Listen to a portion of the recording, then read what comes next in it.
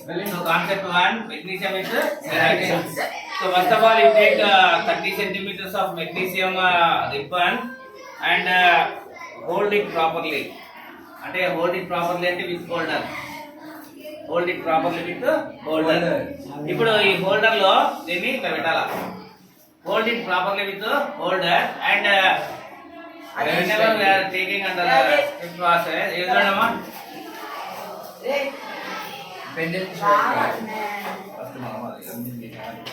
okay, first of all you remove bend, then remove bend తర్వాత you take on the plate మామూలుగా అయితే plate use చేయాలా ఇదండి బాబు sir ఆ ప్లేట్ అనే పెట్టేసేయండి ఇదండి so magnesium burn like magnesium burn brightly.